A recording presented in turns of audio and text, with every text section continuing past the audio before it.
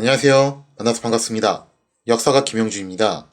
세종실록 제21부 세종의 불편한 진실, 양날의 검, 화폐 유통이라는 주제를 가지고 오늘 여러분과 함께 할 겁니다.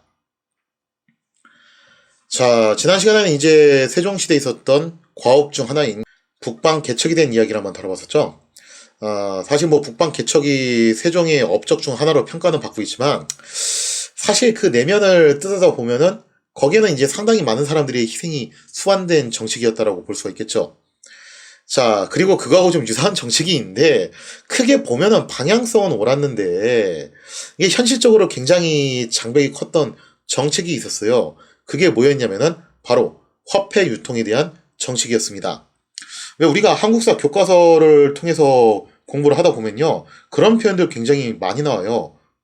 포, 장정 1인당 1년에 군포를 갖다가 2피를 낸다. 이런 표현들 많이 나오잖아요.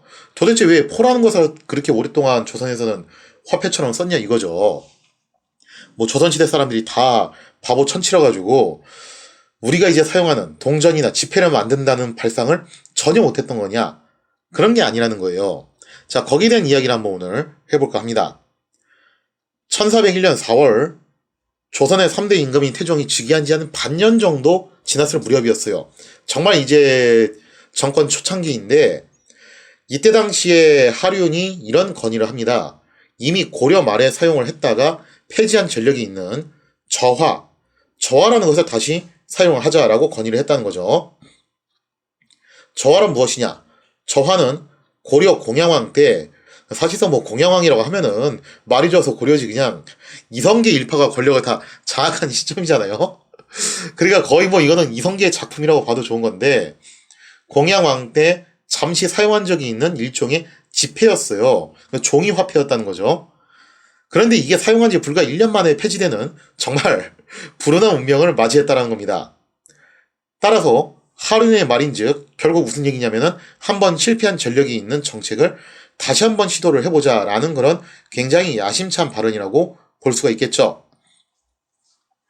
자, 그러면 이제 우리나라에서 이 화폐라는 것이 어떤 식으로 형성되고 만들어져 왔는가, 그 화폐주의의 역사를 간략하게만 좀 살펴보면요. 본래 옛 조선시대에 한반도 국가들은 중국에서 제조한 화폐를 사용하거나 이건 이제 교과서에서 말하는 명도전, 오수전 이런 것들이죠. 혹은 철을 화폐처럼 사용했어요. 그때 당시에 철이라는 것은 상당히 귀한 금속이었고 그래서 이제 철이라는 것이 교류를 하는 데 있어서 굉장히 중요한 수단으로 작용을 했다라는 거죠. 그러나 삼국시대 이후로는 적어도 내부 교육에서 국제사회 교육에서는 이제 나름 그에 준하는 화폐들을 썼겠지만 내부 교육에서는 쌀과 삼배로 대표되는 물품화폐가 금속 화폐들을 압도하기 시작을 해요. 그러면서 상당히 오랜 세월 동안 우리나라에서는 금속 화폐가 널리 유통되지 못하는 굉장히 그런 좀 이제 특이한 상황을 맞이하게 됐다는 겁니다. 정확하게는 금속 화폐를 쓰자는 발상을 못했다라기보다는 아니 옆나라 중국에서 버젓이 쓰고 있고 옛 조선시대에도 지금 같은 모양새는 아니었지만 나름 이제 철을 화폐처럼 운용을 했어요. 그런데 굉장히 오랜 세월 동안 금속 화폐가 물품 화폐한테 밀려났다라는 거죠. 왜 그러냐? 이유는 정말 간단합니다. 쌀과 삼배는 어디에서나 필요한 생활 필수품이죠. 그렇기 때문에 가치 척도로서의 기능이 정말 확실했다라는 거예요. 특히 거칠게 짠 삼배인 추포의 경우 저장 수단까지 굉장히 용이했기 때문에 거래 수단으로서 정말 큰 인기를 누리게 되었다는 겁니다. 다만 이제 15세기 초까지는 삼배가 대세를 이루긴 했는데 이제 한 15세기 무렵으로 가게 되면은 삼배를 대신해서 서서히 무명이 대두되기 시작하죠. 그러니까 세종 무렵쯤 되면은 이제 슬슬 무명이 떠오르기 시작하는 시기라고 볼 수가 있어요. 그럼 당시 이제 우리가 알고 있는 포 한 필 이런 게 규정이 정확하게 어떻게 되냐라고 했을 때 조선 조정에서 공인한 정포 한 필의 규격은 이랬습니다. 일단 5승, 즉 400가닥으로 짜여진 거고요. 폭은 7촌, 소수점은 빼고 말하는 거예요. 약 한 32cm, 길이는 35척, 약 16m, 상당한 길이에요. 그래서 사진에서 보는 것처럼 꽤 긴 길인데 저거를 돌돌 말아서 가지고 다니면 되기 때문에 휴대성 자체는 그렇게 크게 나쁘진 않았다는 거죠. 이처럼 국가에서 물품 화폐로 공인된 포의 경우 상당한 길이를 가질 수밖에 없었는데요. 이건 당연한 얘기입니다. 왜냐하면 옷감으로서의 제대로 된 기능을 발휘할 필요가 있다라는 거죠. 즉 손바닥만한 그런 천대기로는 할 수 있는 게 없잖아요. 그거는 할 수 있는 게 없으니까 적어도 옷을 만든다든가 하다못해 뭐 자루라도 짠다든가 하려면은 어느 정도 일정 이상의 규격이 나와야 된다는 거예요. 그래서 그런 품질과 규격을 국가에서 정해놨습니다. 그래서 우리가 뭐 포로 거래를 한다고 해가지고 아무렇게나 막 거래하는 건 아니었고 나름 그 규정된 형식이 있긴 있었다는 거예요. 그래서 우리가 물품 화폐라고 부르는 거죠. 그래서 이제 우리가 오해하시면 안 되는 게 조선에 화폐가 없었냐라고 하면은 화폐는 있었죠. 다만 그게 우리가 알고 있는 금속이나 종이가 아니라 물품 화폐였을 뿐이었다는 겁니다. 자, 그래서 이제 이 5승짜리 포를 갖다가 정식 규정으로 만들게 했는데 사실 또 이거하고 별개로 이게 문제였어요. 민간에서는 5승짜리가 아니라 2승짜리 160가닥으로 구성된 상당히 좀 이제 품질이 열악한 추포가 인기 있는 거래 수단으로 활용이 되었다는 거죠. 그러니까 일반 서민들 입장에서는 5승짜리가 부담이 되니까 그거보다도 좀 이제 급이 낮은 어떻게 보면 이제 하위 호환격으로 쓴 거죠. 2승짜리를 쓴 건데 이게 좀 문제가 됐다라는 거예요. 그러니까 쉽게 말해서 국가에서 정한 거하고는 좀 규정이 다른 화폐들이 유통이 되고 있다는 거죠. 이걸 구태여 뭐 요즘식으로 따지자면은 이렇게 생각하시면 돼요. 지폐를 쓰는데 정상적인 지폐가 아니라 이게 반으로 잘렸어요. 그래가지고 막 누더기처럼 테이프로 이어 붙인 거예요. 여러분들도 만약에 그런 지폐를 받으면 불안하잖아요. 이거 자판기에도 잘 안 들어갈 것 같고 은행 같은 데 가가지고 환전해도 받아줄라나 어쩌려나 다른 사람이 이 돈 안 받아주면 어떻게 하지? 불안하잖아요. 그런 돈 받으면 찜찜하고 그럼에도 불구하고 그런 돈들이 돌아다니기는 해요. 그렇게 좀 생각하면은 아마 좀 이해하시기가 편할 것 같아요. 국가에서 정한 거는 5승짜리인데 민간에서는 또 이런 2승짜리 질 나쁜 추포가 나름 또 이제 거래 수단으로 활용이 되고 있었다는 거죠. 근데 이 2승짜리 추포는 옷감으로서의 기능을 제대로 할 수가 없을 뿐더러 자루로 만드는 것조차도 어려웠습니다. 그러니까 요즘식으로 따지자면 테이프로 이어붙인 지폐라 가지고 뭐 자판기에도 안 들어가고 은행에서도 환전을 해줄지 어떨지도 좀 그렇고 가끔가다 이제 어떤 가게 가면 뭐 이건 안 받습니다 하고서 뺀치 먹을 수도 있고 그럴 수 있다는 거예요. 따라서 국가 입장에서는 거의 쓸모가 없다시피 한 2승짜리 추포의 통용을 금지하려고 했죠. 저런 거 쓰지 마라 했는데 또 이런 거 쓰지 말라고 하면은 이미 가난한 사람들 사이에서는 2승짜리 추포가 정말 오랜 세월 동안 관행처럼 사용이 되는데 이거 갑작스럽게 금지하면 어떻게 할 거냐 이거죠. 다 그걸 갖다 정부가 또 5승짜리로 교환을 해가지고 환전을 해줄 거냐 이거예요. 그것도 아니잖아요. 그러면 그동안 쓰고 있었던 저 돈들은 다 그냥 무용지물이 되는 거예요. 만약에 어느 날 국가에서 그런 명령을 내렸다고 칠게요. 조금이라도 손상이 돼 있는 지폐는 앞으로 사용 금지다라고 하면은 그러면 지금 내가 갖고 있는 그 지폐들 중에서 조금이라도 손상이 돼 있는 지폐들은 다 무용지물이 된다는 겁니다. 그걸 그렇다고 해서 뭐 은행에서 환전해 줄 것도 아니고 갑자기 이렇게 막아버리면은 내가 갖고 있는 자산이 줄어들게 되는 상황이 생기잖아요. 그러니 서민 경제에 굉장히 큰 타격이 올 수밖에 없고 이것 때문에 당시 이제 정부에서도 알면서도 그냥 어쩔 수 없이 묵인하고 넘어가는 그런 상태였다는 거죠. 이처럼 오랜 세월 동안 백성들은 쌀이나 포를 물품 화폐로 사용을 해왔습니다. 근데 국가 입장에서는 그 물품 화폐라는 게 여간 껄쩍지근한 게 아니라는 거예요. 아무리 규정을 정해도 실제로는 규격과 품질이 중구난방이라 가지고 여간 곤란한 상황이 아니었다는 거죠. 따라서 이미 고려 때부터 그런 시도가 있었어요. 고려 숙종, 하여튼 숙종들이 다 이제 화폐 정책하고 관련이 되게 깊으신데 고려 숙종 때 추포의 사용을 금지하고 금속 화폐를 주조해서 유통시키려는 시도를 한 적도 있었다는 거죠. 이것도 역시 이제 한국사 교과서에서 나오는 이야기죠. 이는 중구난방으로 운영되는 물품 화폐를 정부의 통제 하에 있는 규격화된 금속 화폐로 대체함으로써 보다 체계적인 세금 징수를 노리기도 하고 또 그 다음에 이제 상업 경제도 이렇게 이제 좀 안정적으로 굴러가지 않겠냐라고 생각을 해서 밀어붙였던 정책이었다고 볼 수가 있겠죠. 그러나 이러한 정책은 곧바로 백성들의 저항이 직면을 하게 됩니다. 고려시대의 금속화폐 유통이 결과적으로 실패를 하게 됐는데 왜 이렇게 금속화폐 유통이 실패를 하게 되었냐? 그 이유는 정말 여러 가지가 있습니다. 여러 가지가 있는데 그 중에서도 가장 큰 이유 하나를 찝어보자면 역시 신뢰성 문제예요. 왜냐면 생각해보세요. 물품 화폐, 쌀이나 삼배 같은 경우는 유사시에 생필품으로 전환이 가능하다는 거죠. 금속 화폐들은 그러한 신뢰성이 또 담보가 안 돼 있다는 거예요. 이게 문제예요. 왜냐면은 고려와 조선은 농업국가이긴 하지만 엄청난 잉여 생산물을 저장할 정도로 풍요로운 나라는 아니었거든요. 그래서 자급자족을 상당히 좀 많이 했던 나라예요. 그러니까 한 해 정말 열심히 농사 지어가지고 한 해 먹고 사는 좀 그런 구조였다는 거죠. 그러다 보니까 잉여 생산물이 부족하게 되고 당연히 시장도 좀 활성화가 느릴 수밖에 없어요. 농업에 대한 이야기는 제가 나중에 또 하겠지만 이거는 뭐 우리나라 영농 기술이 뒤떨어져서 사람들이 뭐 게으르고 무식해서가 아니라 그냥 여기 기후 토양이 그래요. 그냥 이 동네가 이건 좀 타고난 거라 가지고 어떻게 보면 이제 시작 그 포인트 자체가 좀 우리나라가 불운하게 시작을 한 거죠. 예를 들자면 이제 옆 동네 중국의 장강 일대라든가 하다못해 일본 같은 기후만 하더라도 농업 생산력에 상당히 유리한 기후를 갖고 있거든요. 동남아 이대로 가면 뭐 말할 것도 없어요, 거기는. 근데 우리나라 같은 경우는 농업 생산력이 그렇게까지 좋은 지역은 아니라는 거예요. 이게 일단 좀 비극이긴 했죠. 그러다 보니까 사람들이 항상 걱정을 하는 거예요. 만약에 흉년이나 이런 상황이 발생하게 되면은 도대체 그 금속 화폐가 나한테 해줄 수 있는 게 뭐가 있냐 이거죠. 근데 어쨌든 이런 흉년이나 이런 상황이 맞이했을 때 하여간에 이게 쓸 도리가 거의 없는 물건이라는 거예요. 지금 현대 사회에서도요.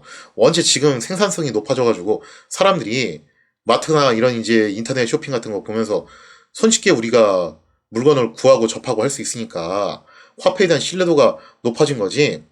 만약에 이런 코로나 팬데믹 같은 것이 엄청나게 장기화가 돼버렸다. 그렇게 되면은 어쩌면 마스크 같은 것이 진짜 화폐로 기능을 발휘할지도 몰라요. 그럴 경우에는.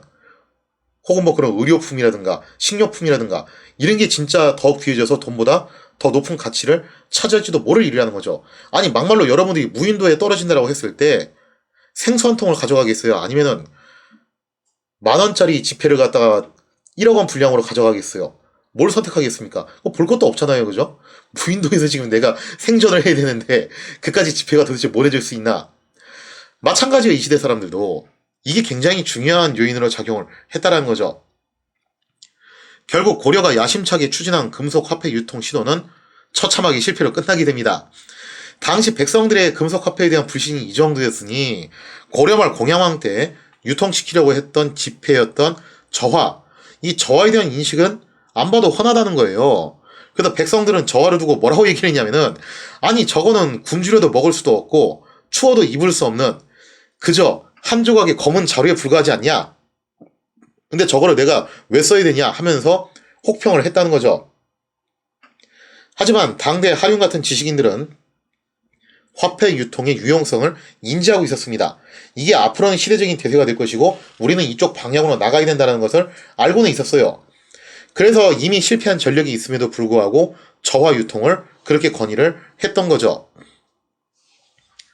그러나 지식인들의 해안과는 좀 별개로 조선 태종 때 실시된 저화 유통 역시 그다지 큰 성과를 거두지 못했습니다. 시원찮게 끝났다라는 거예요. 그럼에도 불구하고 이 저화 유통은 다음번 임금인 세종이 굉장히 고집스럽게 밀어붙인 역점 사업 중에 하나였다고 볼 수가 있습니다. 세종은 앞으로 상거래를 할 시 무조건 저화를 사용하도록 강제하는 명령을 내렸어요. 그래서 세종의 생각에는 뭐라고 이제 생각을 했냐면은 백성들이 당장은 저화에 대해서 불신하고 있다 하더라도 법으로 강력하게 규제를 해서 억지로라도 쓰게 한다면은 점차 인식이 개선되지 않겠냐라는 그런 생각을 했다라는 거죠. 하지만 백성들은 세종의 명령을 비웃기라도 하듯이 여전히 거래수단으로 물품화폐에 의존을 하게 됩니다. 그래서 나중에는 저화를 잘 안 쓰다 보니까 이 저화 가진 사람들이 난리가 난 거예요. 저화의 가치가 계속 곤두박질 쳐가지고 그야말로 이제 떡락, 일로의 길을 걷게 되었다는 거죠. 이 곤혹스러운 상황에 대해서 세종은 저화에 대한 신뢰가 낮아서 사람들이 사용할 꺼려하는 것이다. 그러면 어떻게 되는 것이냐? 이런 판단을 하게 됩니다.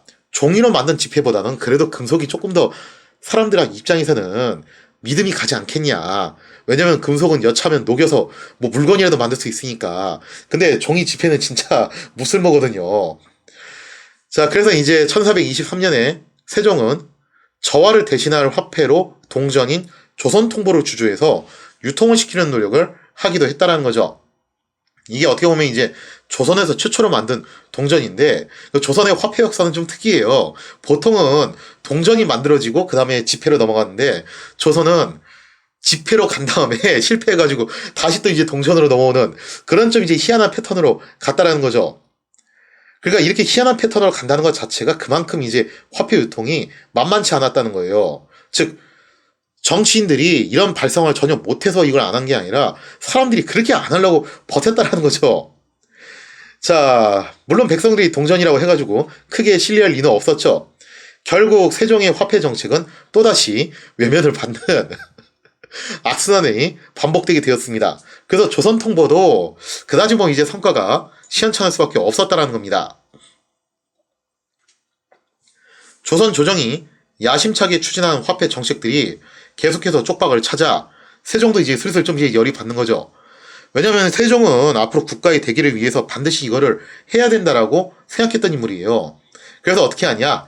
그야말로 특단의 조치를 취하게 되는데, 여기서 말하는 특단의 조치란 무엇이냐면은 소위 화폐에 대한 신뢰성을 높이기 위한 매우 강력한 규제들을 실시하는 거였습니다.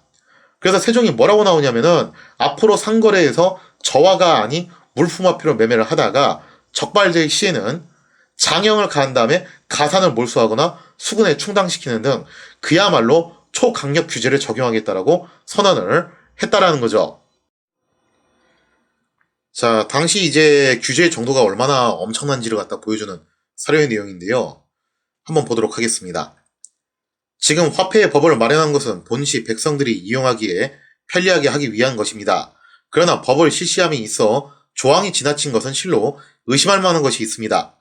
백성의 필수품으로 식량이 없이는 하루라도 살 수 없는 것입니다. 근래 흉년이 들어서 식량 때문에 백성들이 허덕이는 것이 과거보다 갑절이나 곤란한데, 이제 곧 백성으로 하여금 반드시 화폐만 사용하여 매매하도록 하고 있습니다. 그러니까 여기서도 이제 명확하게 문제의식이 나오는데, 조선이라는 나라 자체가 농업국가이면서도 농업 생산력이 엄청 좋은 땅이 아니에요. 그러다 보니까 어쩌다가 이제 한번 흉년이라도 들면은 이건 뭐 때로 사람들이 굶어 죽는다는 거죠. 그러니 사람들이 쌀을 굉장히 중요한 가치 수단으로 여길 수밖에 없다라는 거예요. 옷감도 마찬가지죠. 옷감은 어쨌든 이제 옷을 만들거나 혹은 뭐 이제 자루나 주머니를 만드는데 쓸 수가 있기 때문에 역시 생필품으로 중요한 가치를 갖고 있다라는 거예요. 근데 동전은 이거 뭐에 쓸 거냐 이거예요. 혹시라도 뭐 전쟁이 나면 그때 이걸 갖다 회수를 해가지고 무기를 갖다가 만드는데 쓸 수도 있겠지만, 근데 일반 백성 입장에서는 딱히 이게 쓸데 없잖아요, 그죠? 자, 그래서 이어서 보면요. 그러나 백성은 옛 습관에 젖어서 돈을 사용하는 것을 좋아하지 아니하며 매매할 때 자기가 사고 싶은 것을 제대로 사들이지 못하고 각기 있는 물품을 갖고 와서 몰래 서로 매매하여 국가의 금령을 범하는 자가 얼마든지 있습니다. 그러니까 명령이 씨알도 안 먹힌다 이거예요. 대개 한 집에는 한두 사람 혹은 서너 사람 혹은 다섯 일곱 사람도 되는데, 이제 한 사람이 금령을 위반했기 때문에 문제가 여기서 나온 겁니다. 만약에 어떤 사람이 법을 어겨가지고 이렇게 물품화폐로 거래를 하다가 적발이 됐다. 그러면은 그의 가산을 전부 몰수하여 온 집안 사람이 굶어 죽게 되오니 이것이 그 타당치 못한 것의 한 가지입니다. 그러니까 잘못한 사람한테 벌금을 때리는 걸로만 끝냈으면 그나마 좀 나은데, 가산몰수라는 진짜 어마무시한 규제를 때려버리니까 이게 일종의 연자가 돼가지고 한 집안이 통째로 폭삭 망한다는 거예요. 근데 그때 당시 이제 뭐 인구 구성이 한 집에 보통 서너 사람, 좀 이제 대가족이다 싶으면은 5에서 7명도 있을 수 있는데 그 중에 한 명만 이렇게 적발이 되면은 나머지가 싹 다 망한다는 거예요. 이거 문제 있지 않냐 이겁니다. 자, 이렇게 신하들 사이에서 지적이 나왔을 정도로 당시 화폐 사용에 대한 강력한 규제는 좀 사회적으로 많은 문제를 야기를 시켰는데요. 이 때문에 많은 사람들이 멋모르고 종전처럼 물품 화폐로 거래를 하다가 적발이 돼가지고 험한 꼴을 당하는 경우가 늘어났습니다. 장형을 받거나 가산을 정몰당하는 처지에 놓인 가난한 사람들, 진짜 아무것도 없는 그런 가난한 사람들 같은 경우는 그야말로 알거지가 돼가지고 궁지에 몰리다 못해서 뭐 사체를 끌어다 쓴다거나 살아남기 위해서, 혹은 정말 이제 삶을 비관해가지고 자결하는 지경에 이르기도 했다라는 거죠. 그래서 1426년, 그러니까 이 동전이 주조된 지 한 3년쯤 됐을 무렵에 이조참판 성엄은 화폐 주도에 대한 과도한 강제성과 과도한 처벌 남용을 지적을 했다라는 거죠. 이에 성엄은 이런 얘기를 합니다. 앞으로는 물품 화폐로 거래하다 적발될 시에는 가산 정모는 좀 너무하다. 그렇게 하지 말고 거래액의 3배수 정도를 벌금으로 물게 하는 방안을 건의하기도 했다라는 겁니다. 이 정도 선에서 처벌을 해도 강력한 처벌이 된다. 가산 정모로 너무 과도하지 않냐라고 비판을 가했던 거죠. 자, 관련된 내용을 사료를 통해서 살펴보면 이렇습니다. 이조참판, 성엄 등은 건의하기를 동전을 사용하지 않는 자는 가산을 관청에서 몰수함으로 살아갈 길이 없어 원한을 품어 평화로운 분위기를 해치는 이유가 여기에 기인한 듯합니다. 그러니까 이때 가산 정벌에서 알거지가 된 사람들은 유랑민이 돼서 구걸을 하거나 아니면은 심하게는 산적이 되거나 혹은 자결하는 경우도 생긴다는 거예요. 그러니 이거 좀 문제 있지 않냐 이거예요. 이제부터 가산이 관청에서 몰수되거나 자신이 수군에 보충되거나 왕명에 의하여 장형을 받은 자를 제외하고 다른 물품으로 매매했을 때에는 액수를 계산하여 동전으로 환산하여 세배를 추징하게 하소서 하였다. 그래서 벌금형으로 좀 이제 대체를 하자라는 말을 하게 됐던 거죠. 여기에 대해서 이제 세종이 뭐라고 얘기를 하냐 이렇게 얘기를 합니다. 임금이 이르기를 그 내용을 보니 취지는 좋다마는 법을 세우는 것은 백성에게 미덕을 나타내는 것인데 어찌 백성이 좋아하거나 싫어한다 하여 다시 변경하겠는가. 쉽게 말해서 바꿀 생각 없다 이거죠. 그냥 가 묻고 더블로 가 그렇게 나오는 거죠. 어떻게 보면 북방개척대하고 좀 비슷한 뉘앙스의 말을 하는 거예요. 야, 사람들이 원망한다고 해서 이거 안 할 수 없다. 나는 이거 무조건 밀어붙이겠다. 그런 이야기죠. 화폐의 법이 관청에서만 실시되고 민간에서는 실시되지 않는다면은 백성에게 미더움을 나타내는 것이 되지 못한다. 옛적에 세발장들을 세워놓고 백성에게 신용을 보인 일도 있으니 이게 그 유명한 전국시대에 있었던 공순왕이 했던 일이잖아요. 문에다 장대를 세워놓고 이 문에서 저쪽 문으로 옮기는 사람한테 상금을 주겠다. 그거 진짜 한 사람한테 상금을 줬죠. 그래서 이걸 통해서 정부가 앞으로 추진하는 정책은 신뢰성이 있다는 것을 보여줌으로써 중국의 전국 칠홍 중 하나인 진이 강력한 법과 국가로 거듭났다. 그 일화를 얘기를 하는 거예요.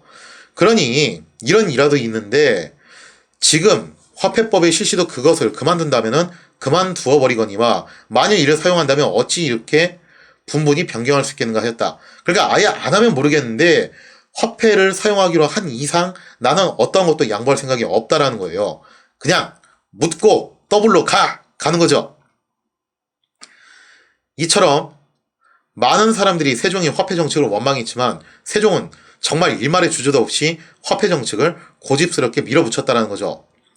오히려 세종은 단순히 백성들이 싫어한다고 해서 화폐 정책을 포기할 수 없다고 선을 그었습니다. 이후로도 세종은 다시 예의 그 강경한 정책들을 쏟아내니 여기에 수반되는 고통은 온전히 가난한 사람들의 몫이 될 수밖에 없었다는 거죠. 자, 이렇게 즉위기간 내내 세종은 북방개척 때와 마찬가지로 뚝심 있게 화폐 정책을 밀어붙였으나 끝내 이것만큼은 크게 성과로 거두지를 못합니다. 왜냐면 어떤 정책이란 게 항상 그런 것 같아요. 저도 옛날에 그런 실수를 저지른 적이 있는데 서양에서 실시되는 굉장히 괜찮은 정책들이 있어요. 저거 괜찮네. 우리도 저거 하면 되겠네. 근데 그거 마구잡이로 도입한다고 해서 다 되는 건 아니라는 거죠.